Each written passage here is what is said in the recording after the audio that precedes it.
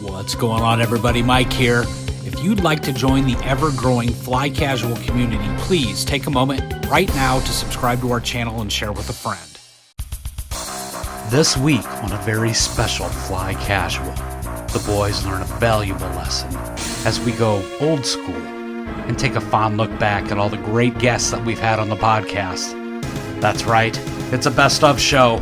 Since we were way too busy stuffing our gullets last week, you don't get any new content, but that's okay. We got you covered, baby.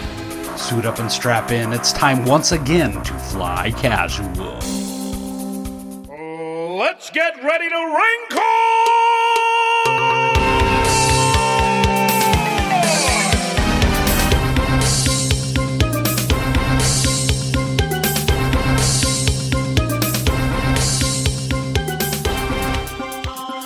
So, Corey's got a grandpa that we affectionately call Pappaw Ginn.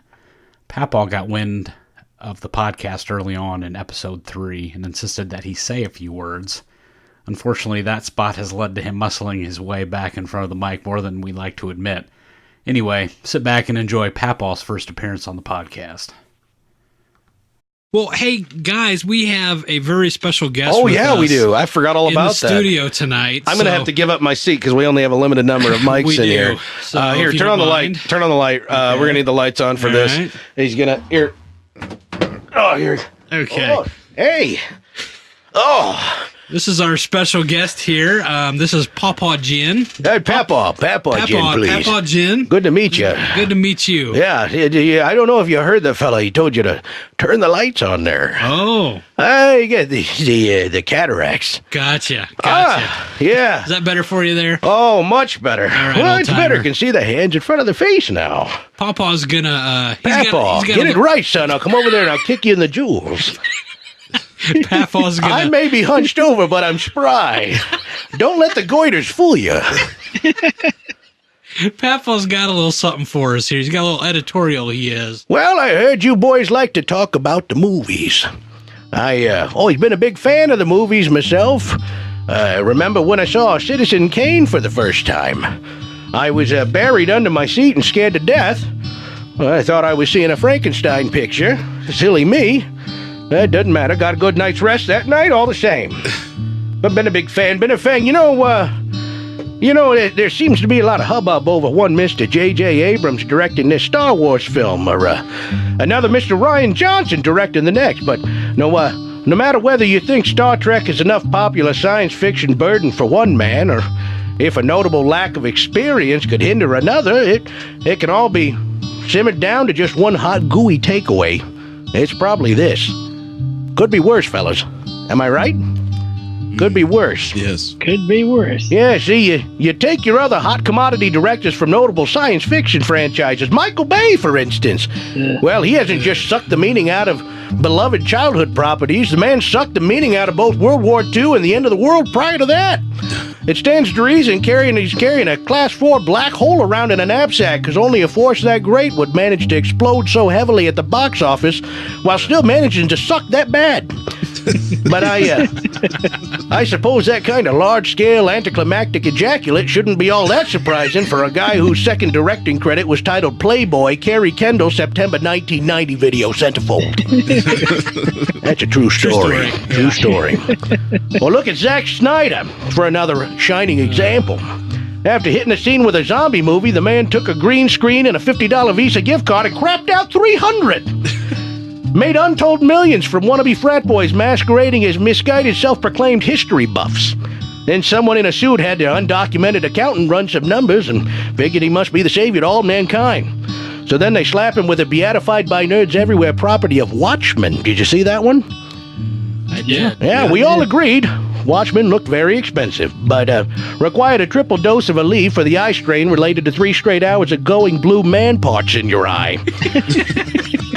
By the time that awkward turd was over, I felt more violated than an underage blue man groupie. But we'd all spent our money, so naturally they upped the ante by visiting the Temple of Nolan and receiving divine blessing to throw Superman at this Snyder kid. And we all know how that turned out.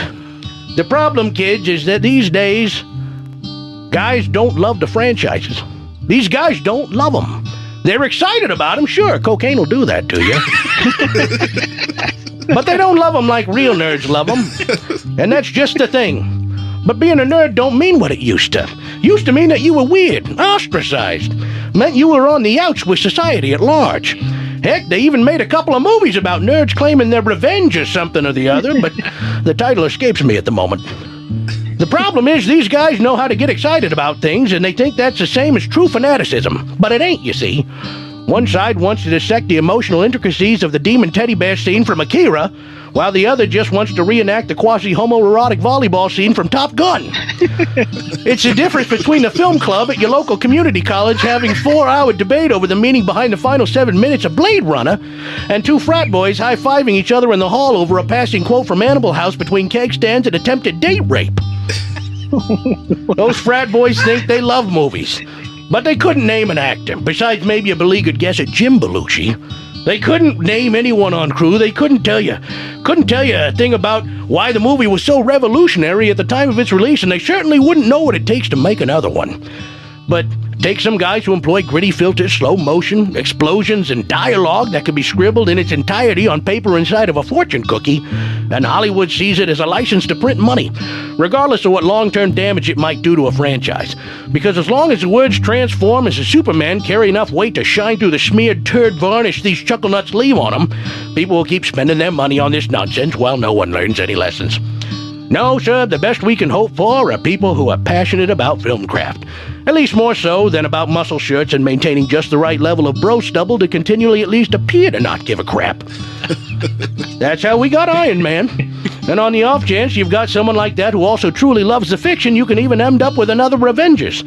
You see, there are people in the industry who know it takes true passion and talent to treat these franchises like the delicate ladies that they are. But it also takes hunger, which usually is best found in the hearts of the unproven, in the names of folks still trying to make their bones. And if you're going to go to someone who's already proven himself, like Abrams, for instance, well, rest assured he knows how to treat a lady. He's done it before, and by God, we hope we can do it again. And just pray that he loves her as much as we do, and that he stays hungry. That's just a little something I want to share with you boys. I don't have much else to say. Afraid if I did, I'd probably get a little too colorful. Pappaw's had a few nips at the old sipping whiskey tonight. That was good words. Well, thanks, Pappaw. Yes, thank you, Pappaw. Yes, thanks, Pappaw. And thanks for getting my name right for a change. I won't have to kick you in the gnarly nards on my way back out of the room. But I give up my seat to fat short guy who wants to come in and say a few more words. So, thank you very much. Thanks, Pappaw. Thanks, Bye, Pappaw. Pappaw. Love you. Go back to bed, Pappaw. Hey, widget. He's cute, isn't he? He's a cutie. He saw the mic set up down here and he just wanted to get involved. Anyhow, I thought it'd be interesting to get his perspective on things. He's been around a while. He kind of knows the way the industry works. But hey. One of the very first guests we ever had on the show, episode 4 to be exact, was, well, difficult to accommodate in the studio. But somehow we managed. Have a listen and you'll see what I mean. I'd like to introduce His High Exaltedness, once Grand Leader of Clan Desilagic. Am I saying that right? I'm getting a nod. Yes. Demigod and ruler of Mordor, Mother of Dragons, Uniter of the 12 Kingdoms, with degrees in both psychology and parapsychology. Wow. Oh, Our glorious guest, the Reverend Jabba the Hutt. How are you doing there, sir? Very mirthy. Very mirthy. I Tag on cannot this one. believe we got him to remote in tonight. I That's can't great. tell Great. you how hard it was. No. He's here in the room with us. I mean, he might sound a little dissonant. We're using some backup equipment because his face is in the door. He can't make it through the standard 32-inch door. yeah. So Don't ask him how he got into the basement. we had to take the railing off the stairs. It was a giant production. Whoa. But Exalted One, it's an honor to have you on. I'm really kind of beside myself here. What exactly have you been up to since the incident over at the over the Dune Sea? I'm kind of curious. Heavens! Oh wow, he brought a friend. Can we air that? He did. Who knew? Who Can we air knew? that? I didn't even know you had any zoological experience, but that's really something. I will say that despite the difficulties we've been having, actually, getting into the studio here, you're looking a little bit trim. I don't mind saying, but I'm wondering what exactly has been falling in the diet lately. Silly Jedi. Atkins, really? Yeah. Really? Huh. Wow. Who knew that it had gotten along that far? It's good to know that's working out for you, but I hope you're not doing the protein only thing. What are you doing to get fiber these days? Oh, wow. Golly. You're going to have a heck of a time moving that out, Jabba. Did you know Chewbacca was gluten-free? No, I was not aware at all.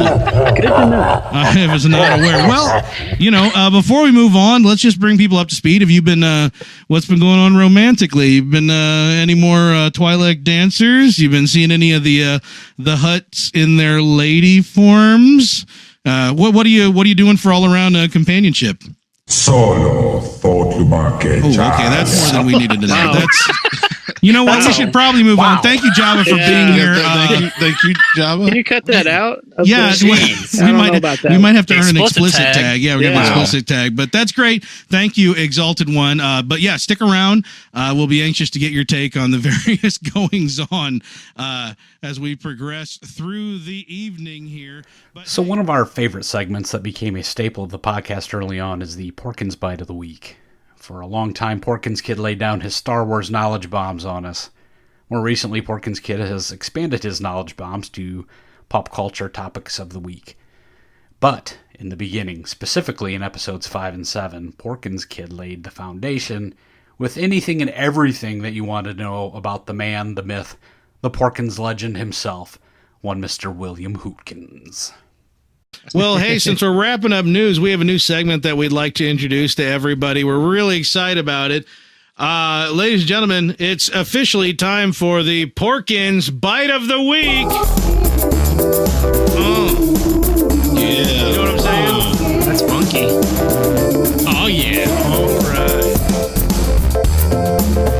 Did you know the dude who played Porkins also played the dude in Indiana Jones who said top men? Yeah, buddy. Oh man, you can only set your sights to look forward to more of that. I didn't know that. That's every week, baby. We're gonna bring you a That's right. Porkins Bite of the Week. Right. Because that's the thing. That's why people really come to a Star Wars podcast. Is I want to know more about Jack Porkins. Well, Sweet Pea, look no further. Yeah, a ton of Porkins. Ton of Porkins. Mama gonna fill your belly with Porkins. Oh yeah. You know she is. But if we're done, Dick. The question is, when is it time for the Porkins Report? Oh, right now, right? It is time, isn't it? It totally is. Yeah. Everybody dance and get your giblies out. That's Porkins. Get what? Did you know that the dude who played Porkins was in Superman 4? His name was Harry Howler, and he done put the stuff on the missile that when they threw it into the sun, made the bad guy that was all like angry and stuff. Superman 4, huh? The quest for peace. The Quest for Peace. Wow. They should call that. They should have called that movie Superman 4: The Quest for a Bigger Budget. And probably not Christopher Reeve directing. Wow, ripping. You know what? I did not know that. I did not know that. Yeah, you didn't know that he directed that one? No, I did not know that Porkins was in Superman 4. Oh yeah. Yeah, man. He had a everywhere. swanky pinstripe suit on. I gotta tell you, if I had that pinstripe suit, I wouldn't want to wear anything. I'd wear it to bed. It was a good looking suit. That movie. Bed suit. Yeah. Yeah, we're gonna have to. I love the we're gonna Superman have to come up with franchise. a That's different. the one movie. We're gonna have to come up with a different character to have a report segment pretty soon. You're getting all the highlights, Who man. chose Porkins? That Will's running kinda dry. Exactly what I was going to say. Exactly. Yeah, So, well, let's not dwell. One of the most popular segments early on for the podcast was most certainly the Star Wars Fan of the Week. who knew that we had the capacity to draw this kind of talent onto the show. Sit back and enjoy our interviews with Winston Churchill from episode 5, Ice-T from episode 7, Mel Gibson from episode 8, Patrick Stewart from episode 13, and the Prince of Darkness himself, Alister Crowley, from episode 14. I know. There we go. There's the wish list. Well, I think that brings us around then to a new segment that I think we're going to be a new repeat segment that we'll be doing in future podcasts, and we're going to kick it off right. Star Wars Fan of the Week. Wow, what? Fan of the week? Ladies and gentlemen, the Prime Minister Winston Churchill. When 900 years old, look as good you will not. A statement of which I often remind my children when the situation warrants. I've no shame in professing my fanaticism for the Star Wars. I recall fondly when first I saw it. We were celebrating my 102nd birthday with an advanced screening in what was previously an air raid shelter beneath Sandringham House. The Queen, still plump and ripe at only 51 and already 25 years a widow, had extended a personal invitation to view what she described as a groovy new space flick with wicked robots. Softened by age and ever fond of the affections of notably amorous and exceptionally available women, I accepted without pause. I had unfortunately missed the opening text exposition as I was wrestling a fourth go-go boot of brandy from Her Majesty's tenuous and cat-like claws, so I found myself hopelessly lost for the first half of the film. However, naturally, I was most enamored with Sir Alec Guinness, who had once reached out to me for advice in regard to portraying Adolf Hitler for a film entitled Hitler: The Last 10 Days. I said, "Alley Cat," as he was often known at the time. If you want to capture the brooding and enigmatic spirit of Hitler, spend 7 hours white-knuckling the inside lane of the roundabout at Parliament Square after injecting a triple hit of heroin into the whites of your eyes. I don't know if ultimately Alec capitalized on that guidance, but I was later informed that he became prone to picking fights with the catering lorries during filming, and went so far as to stab Julian Glover between takes with a handmade knife fashioned from equal parts cardboard and his own feces. I'm sure Julian was none too thrilled, but after the infection resolved, he was offered recompense via the role of General Veers in The Empire Strikes Back. However, you may notice the good General and Obi-Wan never appeared in any scenes together. No doubt a factor insisted upon by then-sober and vengeance-fearing Sir Alec. However, I digress. Once Her Majesty was appropriately limp and passed out on a transparent beanbag chair filled with cheese-flavored popcorn, I furrowed my brow and dug in my heels, finding myself quite fond of this tale of a young boy with the latent ability to save the galaxy, with which I directly identified. Being born of accomplished lineage to a great and powerful, if not somewhat absent father, whose ethics were often the target of critics and lambasters alike. However, only the conspiracy theorists would sincerely compare my father to Darth Vader, and frankly, the slaughtering of innocent younglings and the alleged disemboweling of prostitutes are at the very least miles apart. I've often been asked if I took any kind of offense to the fact that the evil empire bore resemblance to our own empire, both in poise and in parlance. To that I say, nonsense. I was, after all, granted an honorary citizenship by U.S. President Kennedy, so as far as this old redcoat is concerned, that makes me just as much one of the good guys. In closing, I'd like to point out that I've notably said, it is always wise to look ahead, but difficult to look further than you can see. The reason for this, of course, is quite simple. In the wise words of one small green puppet, always in motion, the future is. I thank you. Now pour me another damned whiskey. Star Wars Fan of the Week. There you go. Oh, yeah. Oh, there he is. It's something for all ages, really. It is. It is. You know, It is. never pigeonhole the love for this beloved franchise. So It's amazing. it is. And wow, he was really kicking around for quite a while, wasn't he? He was, man. Yeah. That's something else. Yeah, and the memory on that guy, I tell you. Oh, yeah. Where's he been? I haven't seen him in the news or anything. Oh, I think he passed away in the last couple of years or so. Real tragedy. People just wailing in the streets. Hey guys, yo! You know what that means? It's time for What? It's time for the Fan of the Week. What? Star Wars Fan of the Week. Yes. It's my favorite. Ladies and gentlemen, our guest tonight is Mr. Ice-T. Ice, thank you for being here. So when did you know that you were a Star Wars fan? When did I know? Well, it was right after I got out the Army that I originally saw the film, and I was immediately straight up hooked. At the time, we was robbing banks, boosting car stereos, things like that. So I started throwing around some Jedi Kung Fu and shit, right? And man, I was cutting fools with a broomstick covered in Christmas lights, because that's how I thought a gangster should throw down. It wasn't until I signed with Sire that I fell in with some of the other OGs who were in on the wars, man.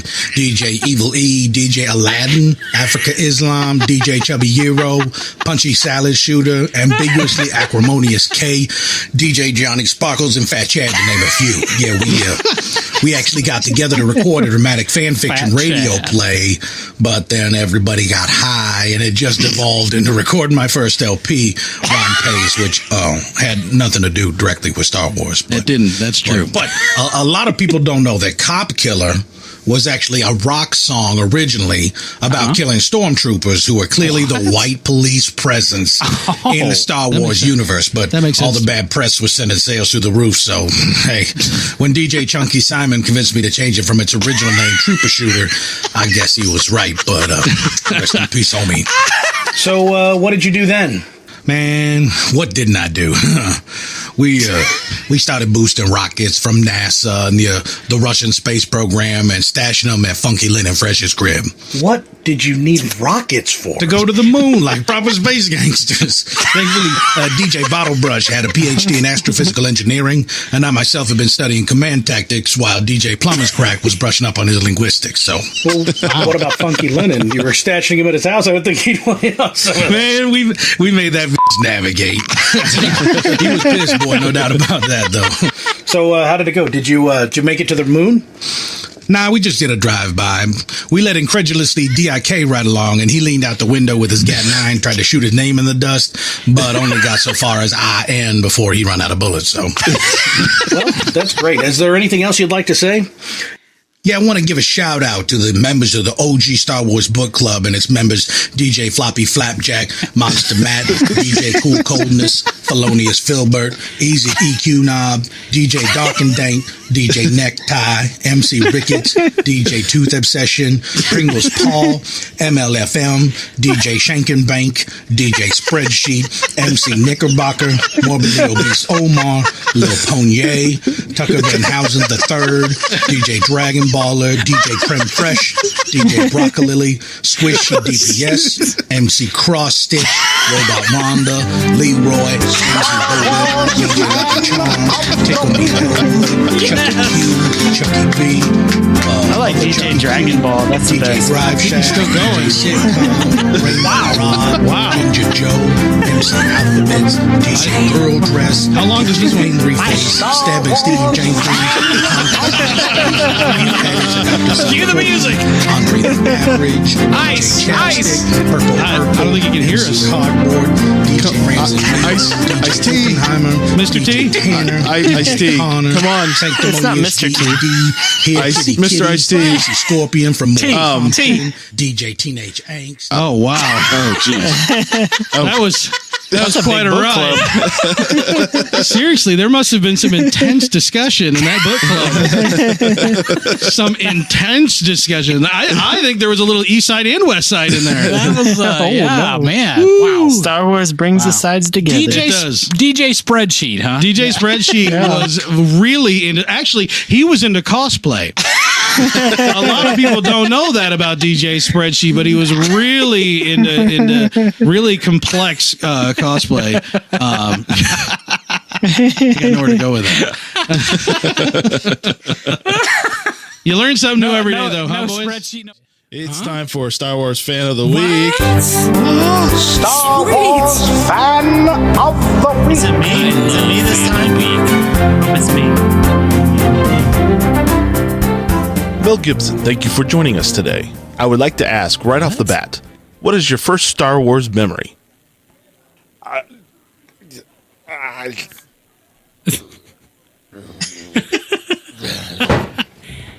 Did he fall off the couch?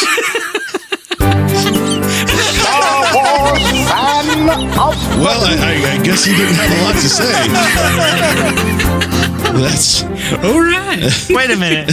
Was that sound I heard him falling off a couch and then like assaulting a police officer? What was that?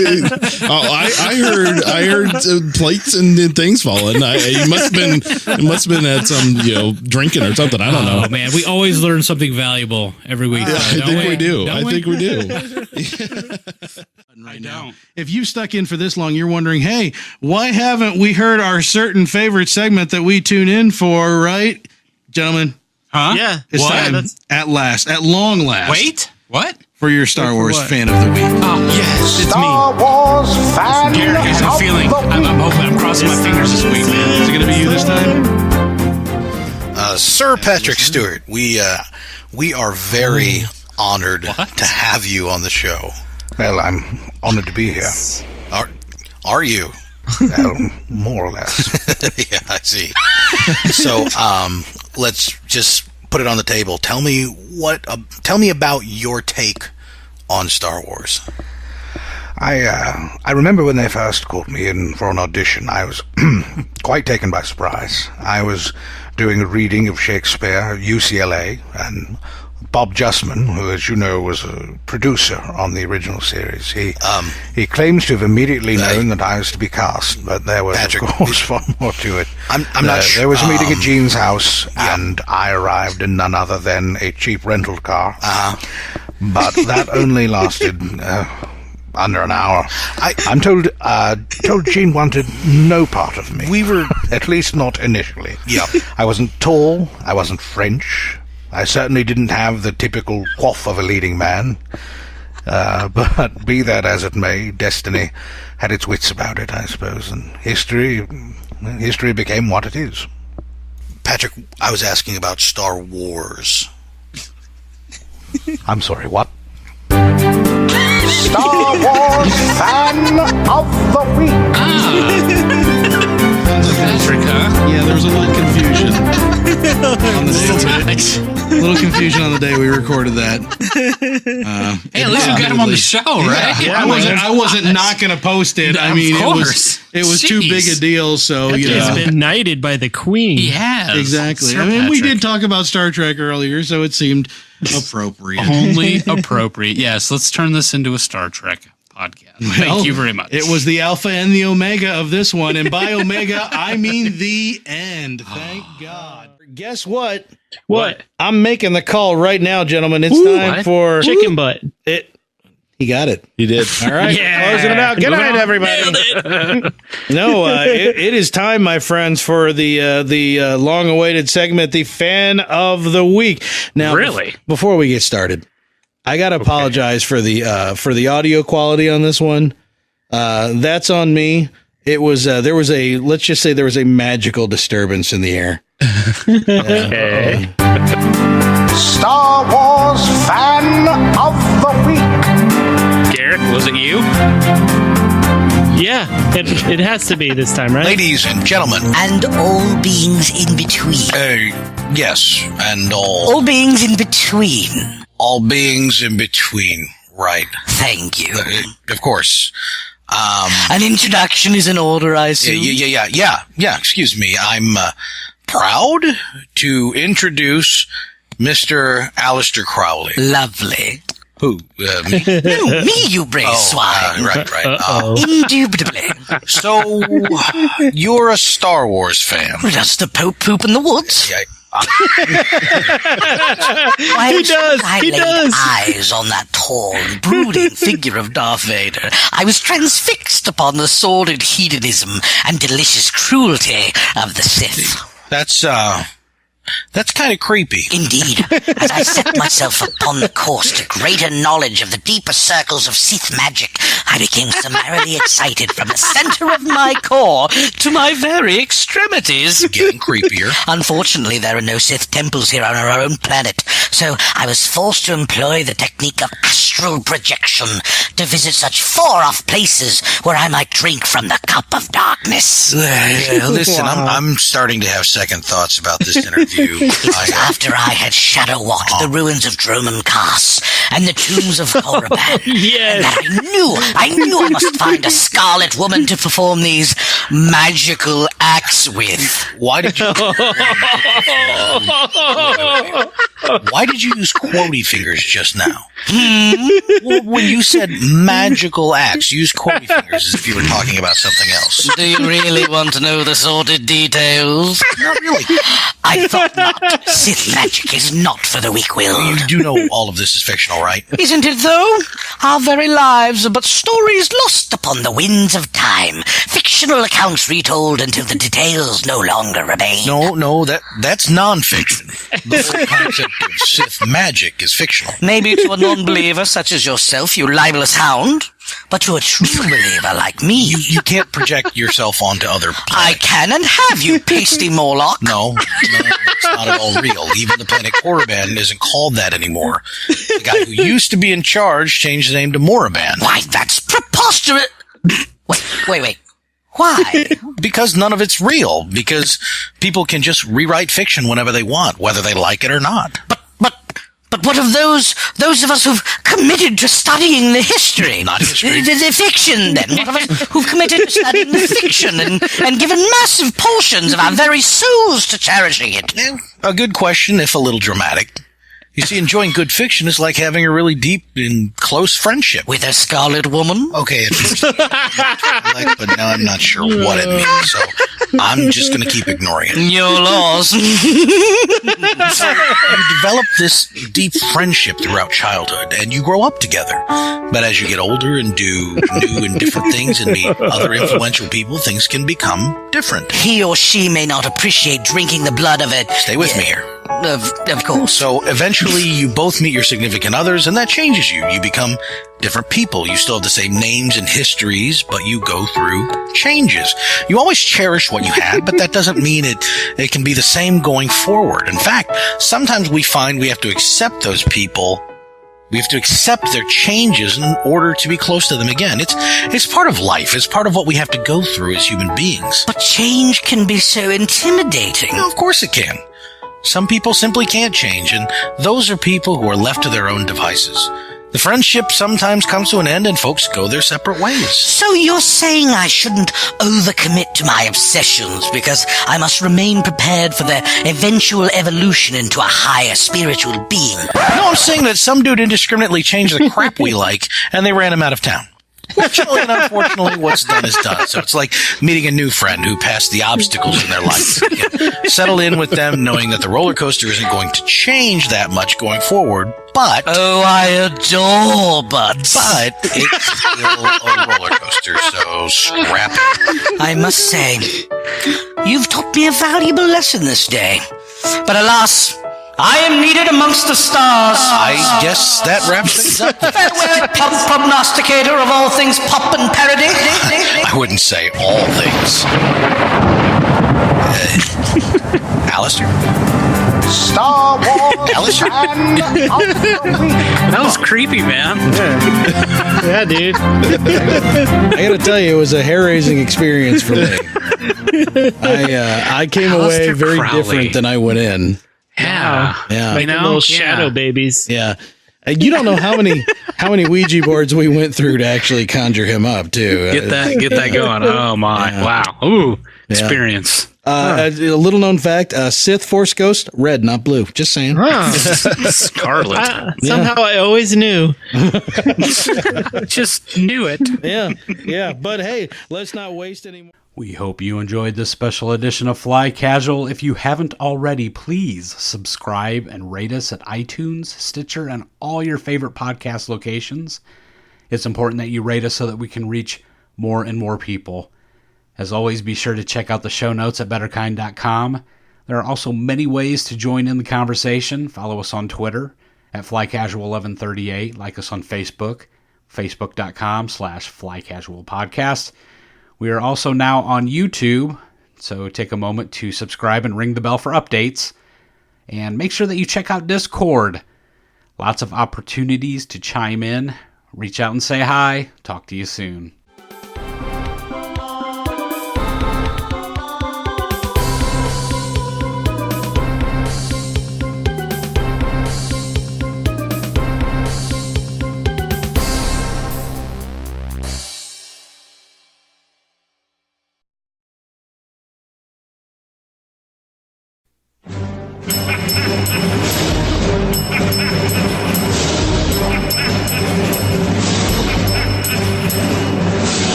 This is not going to be good. I can't.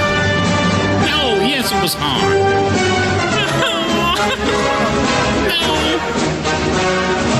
One more. It's not going to be good. Suck it up, baby. Suck it up.